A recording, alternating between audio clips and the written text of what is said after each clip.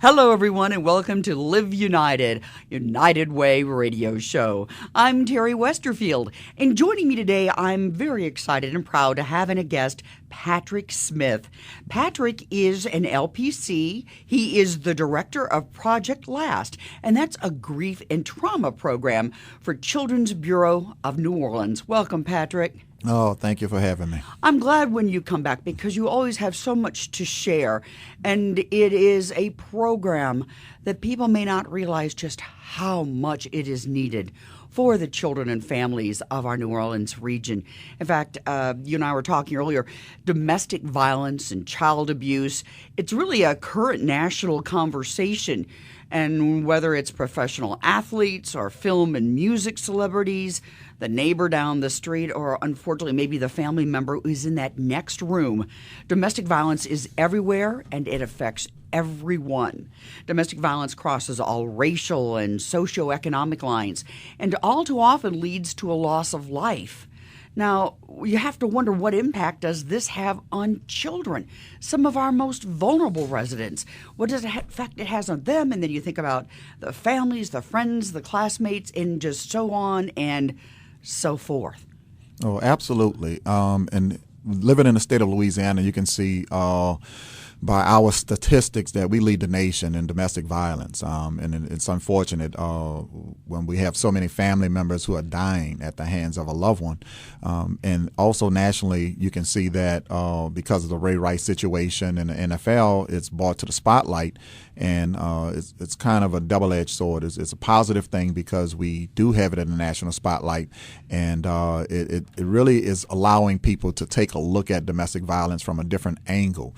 I think the point that you made asking about the children is one of a very, very significant point because often the children are forgotten about. And I'm looking at this Ray Rice situation, and they have two young children.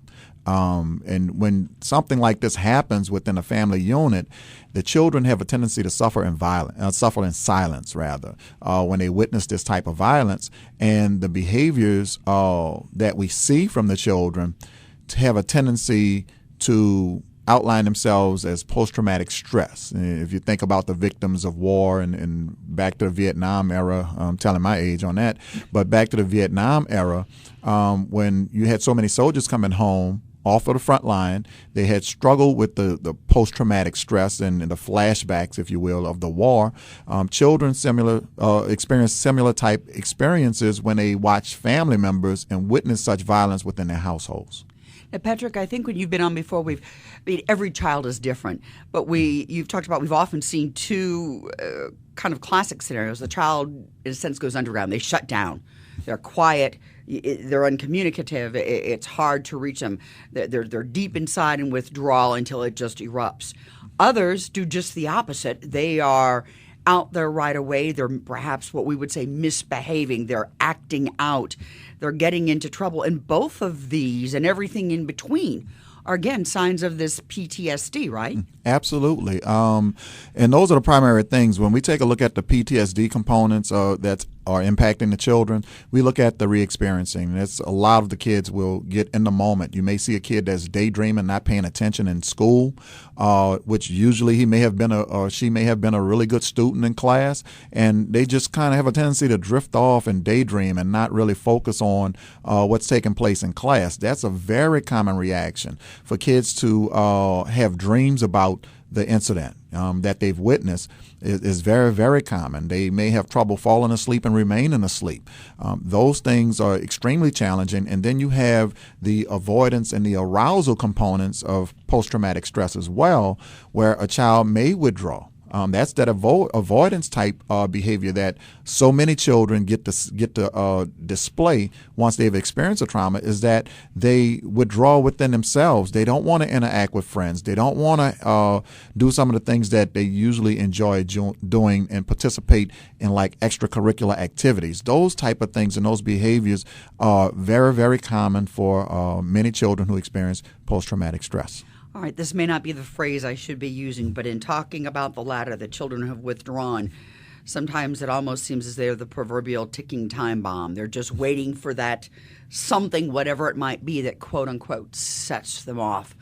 That's what we're trying to prevent. We're trying to give those children the help they so desperately need, that opportunity to reach out to someone like you who will listen. Oh, yes. The children definitely need someone to talk to, have some type of outlet. And one of the things that happens when a child experiences something such as domestic violence is that they become introverted in that trauma and stagnant, if you will. They may be in a place to where they're unable to move beyond that particular trauma. And that's what I mean by introverted. They relive and re-experience the trauma within their body. You'll see they may have the emotional changes where you see the behavior outwardly, but internally they may have the butterflies in the stomach, the headaches, all of these other issues that cannot be explained medically because of what they've experienced. And that sounds like a lot of stress for a young child, and then that can actually manifest itself not only psychologically, but as you said, now it's causing physical problems as well. Absolutely, it's a very, very common for kids to experience these type of emotions, and then when they don't have an outlet, they keep things in. And if you could picture a Coke bottle, if you shake up a Coke bottle that's full, and you release the top on that, you see all the pressure just explode out of that Coke bottle. Our bodies and emotions are the same way. And for children, when they don't have that outlet, they are pretty much a ticking time bomb, as you expressed earlier. And if they can't get those emotions out, eventually they will explode. And some of the behaviors come across as being aggressive and extra sensitive to situations and events. And that behavior is displayed in a way that is maybe unacceptable or socially unacceptable within the contents of the school and the communities that they live in. Now, Patrick, I know that you have, as I said at the beginning of the program, it's such a necessary job, but it's a tough one to deal with the children who are in so much pain. You see, unfortunately, some of those who've been through the worst that society can do to a child.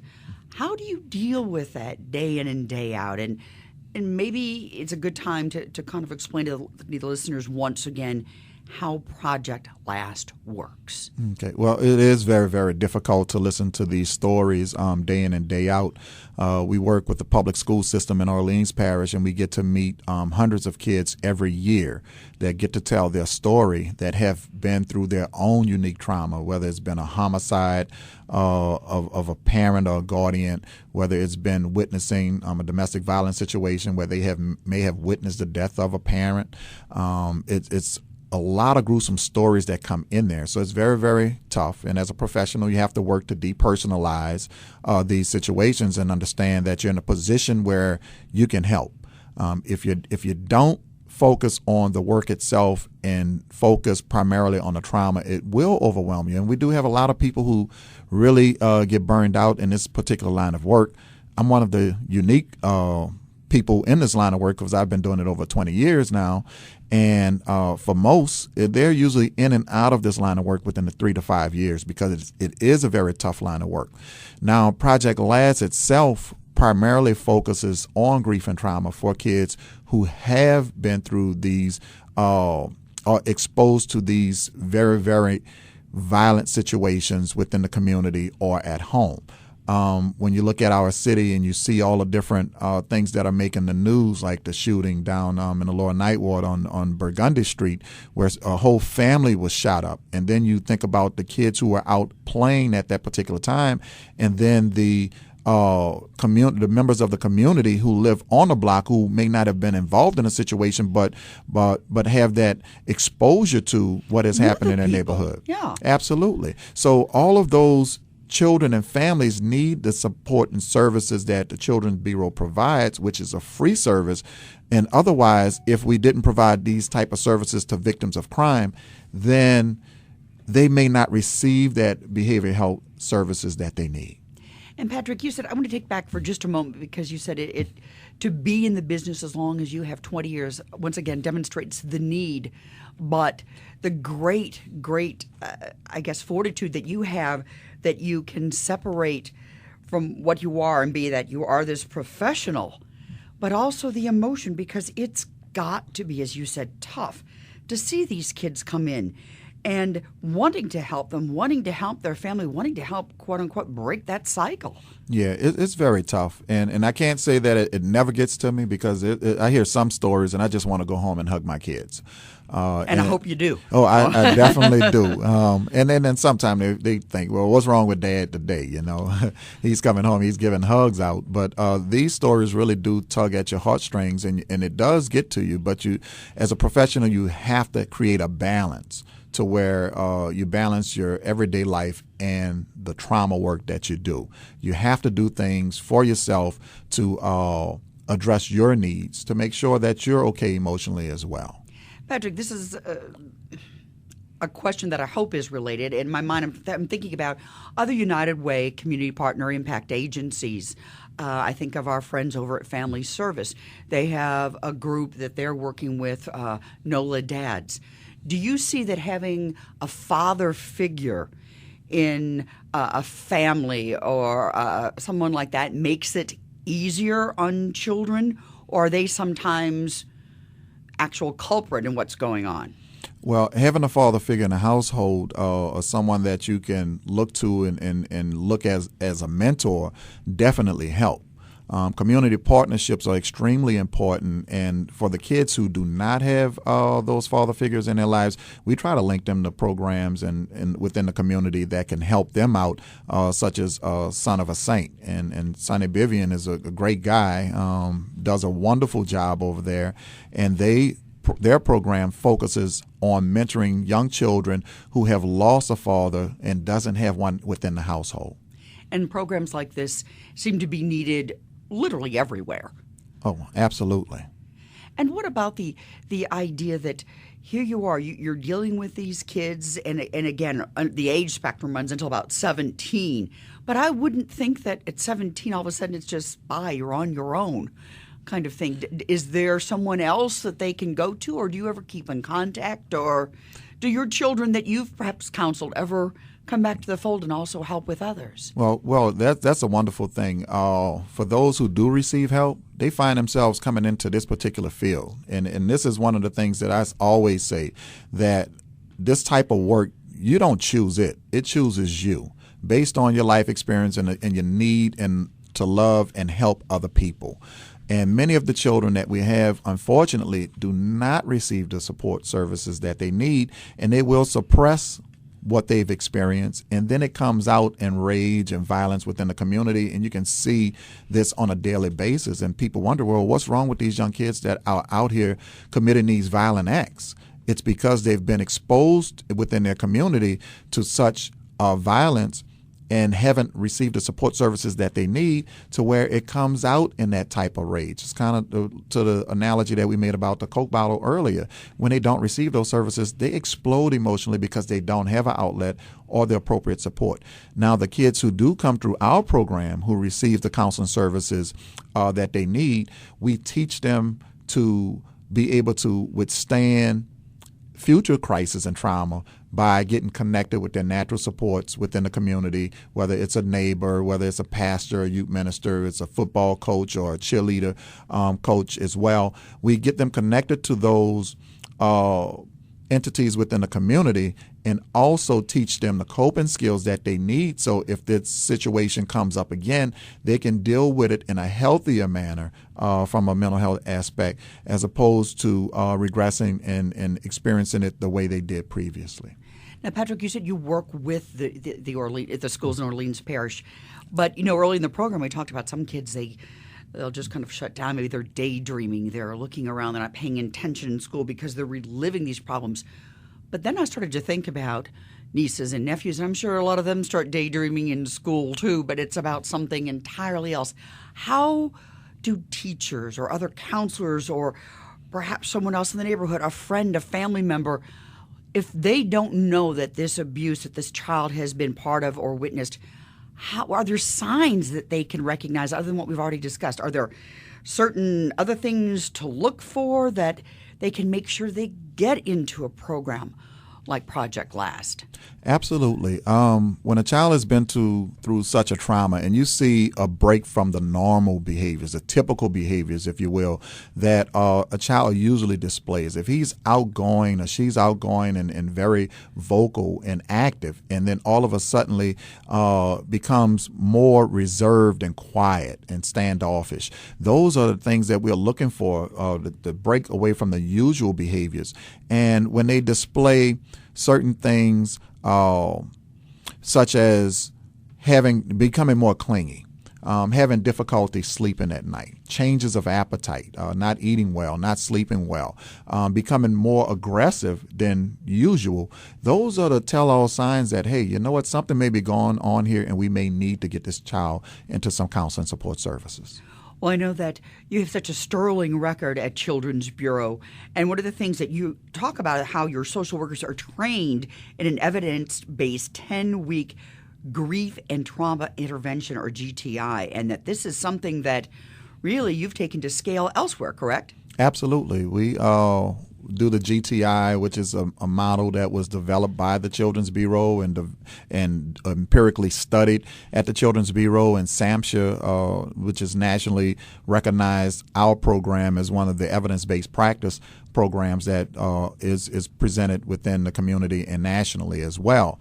The GTI program itself is a 10-week intervention that we utilize with children, and we teach those coping skills. We teach those skills on how to socialize and be social interactive. We teach the anger management skills, and we also focus on the trauma itself, where they can tell a narrative and a story about what happened, what took place, who was this loved one that I lost, what it meant to me, what the changes happened in my life since that incident, what my worst moments are, and then where am I going now to the future, toward the future. So all of those behaviors become extroverted, change from being extroverted to something that they will externalize, introverted and become externalized. So that way they can start utilizing all of the support skills that they're learning, utilize the support network within the community, and then start to look at life in a positive aspect and what they can do for the future and become a survivor as opposed to a victim. Patrick, is there a way that, because we want anonymity, we do not ever want to share a client's name or their history, but is there a bit of a sharing anyway of a story without giving away the person's identity that you could give to our listening audience so they understand the kind of problems these young children are facing and that you've had to deal with to help them? It's very, very challenging. And I think of one particular child that always comes to mind, because I was able to work with this child and his family myself. And it breaks my heart to think about the loss that this child has experienced at the age of 5.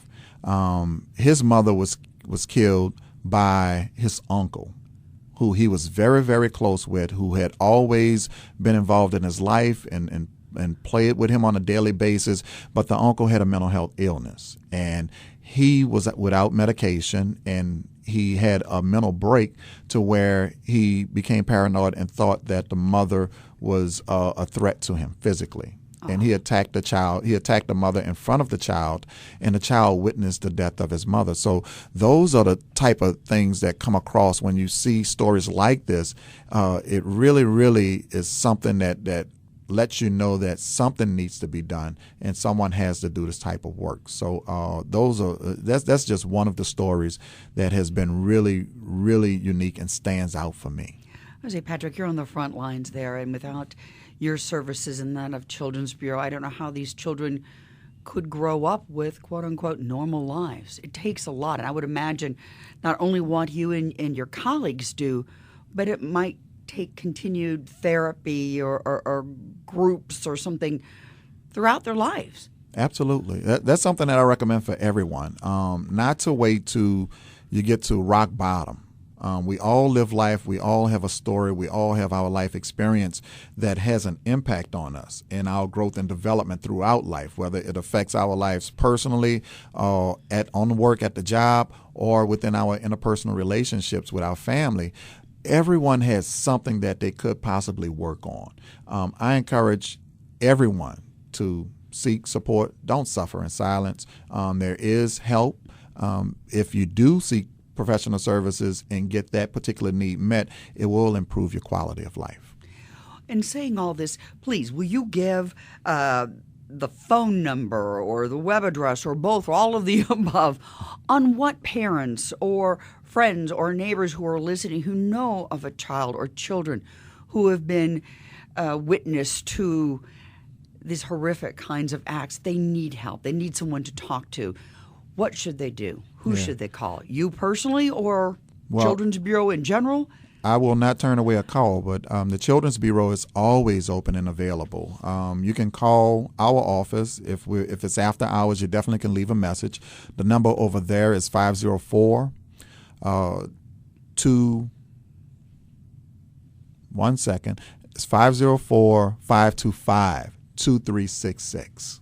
And that sounds like me. I never call my own number, so I don't remember. But again, that number is 504-525-2366. And that's the first step then on this journey of healing, isn't it? Oh, absolutely. That one call into our office will provide the intake support services that you need. You get connected to a professional social worker or either a professional counselor, and they will get your information and determine which program is best to fit your need. If we can't meet the need for the family, we will refer to one of the community partners. And when you do enlist the help of Children's Bureau, I understand that in terms of pricing and fees, there's a sliding scale and different things like this. But the bottom line is we all need funding. United Way is a funding partner of Children's Bureau. We're running our 2014 annual fundraising campaign right now, and we're calling it Aspire because we aspire for children to be healthy and families to be strong and to have a stable home. And these are the kinds of things that definitely Children's Bureau embodies. And so to do this, we all need help.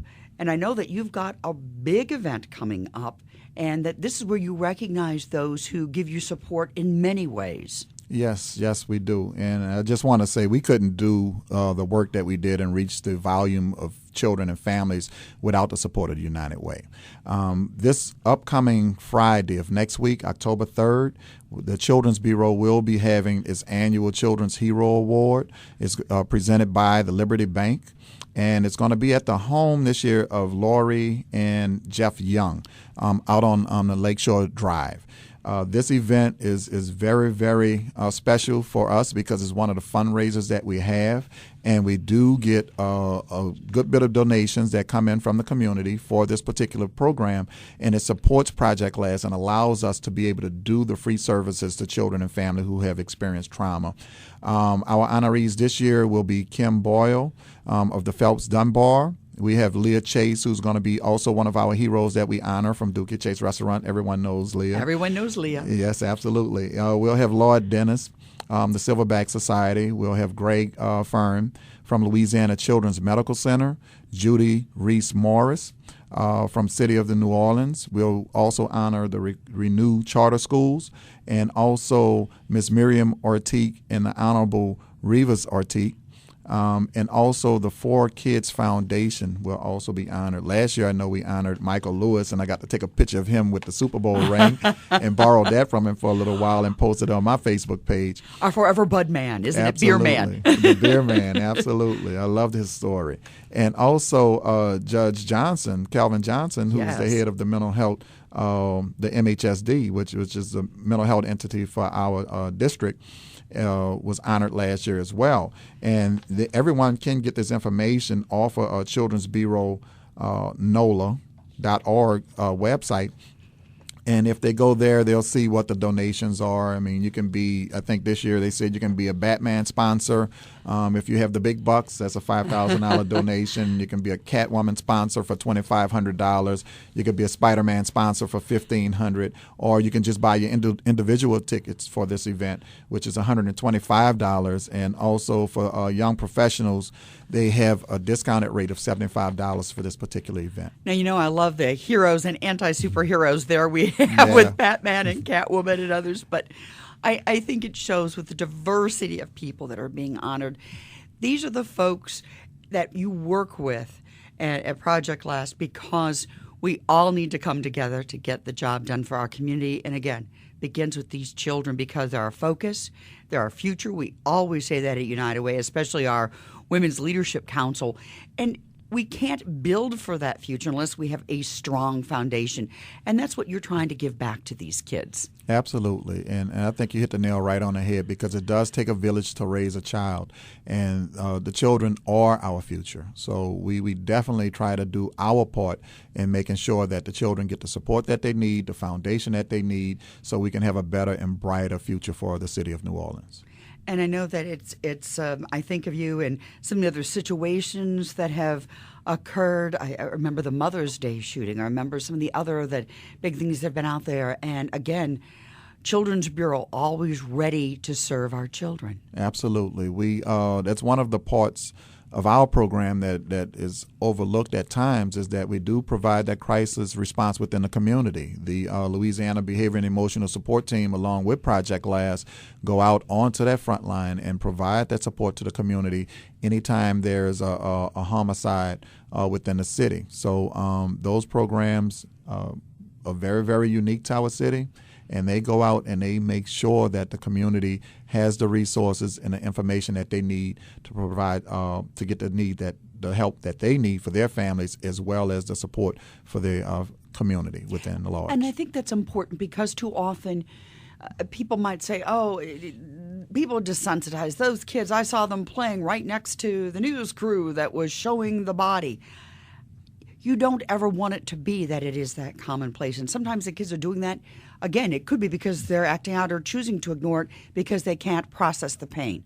Absolutely. And sometimes we just do things just by not knowing. A lot of times it's natural for our community to go out when something happens and you hear the gunfire and then you hear the sirens from the police department coming in. It's hard not to go outside to check to see what has happened in the community. And a lot of times the kids come out and they see the crime scenes and what has taken place, and it does have an impact on them, whether we realize it or not. And for many kids, it really goes without being noticed. So those are the type of things that we really want to try to keep our kids from seeing. We don't want them to witness these gory scenes of these violent crimes within the community, and we want to try to protect them as much as possible. So if that ever happens in your community, please keep the kids inside until the police investigation is completed. And that if you know, again, or suspect that you know a child or children who are in need of these kinds of services, they've got to contact Children's Bureau. And one more time, Patrick, today, that number is? That number is 504-525-2366. And a website, because, again, United Way is proud to be a supporting partner, but it takes many to get the job done. And you have your big event coming up. If people want more information for that? Absolutely. Go to the Children's Bureau website. It's childrensbureaunola.org, and you can get all the information for the upcoming Children's Hero Award. And you can also donate to the United Way 2014 annual fundraising campaign. Patrick Smith, I want to thank you so much for being here. You always take time out of your very busy schedule. Patrick Smith, Director of Project Last, a grief and trauma program for Children's Bureau of New Orleans. And Children's Bureau is a proud community impact partner of United Way of Southeast Louisiana. At United Way Sela, we're inspiring hope and creating opportunities for a better life for all. We support health and human service programs of nonprofit agencies that, along with United Way, work to strengthen children and youth, the elderly, families, and individuals from all walks of life in Jefferson, Orleans, Plaquemine, St. Bernard, St. Tammany, Tangipahoa, and Washington parishes. If you'd like more information, we encourage you to visit UnitedWaySela.org. Please call 822-5540, and you can also find us on Facebook or follow us on Twitter. For United Way and Live United, I want to again thank Patrick Smith. I'm Terry Westerfield. Have a great week.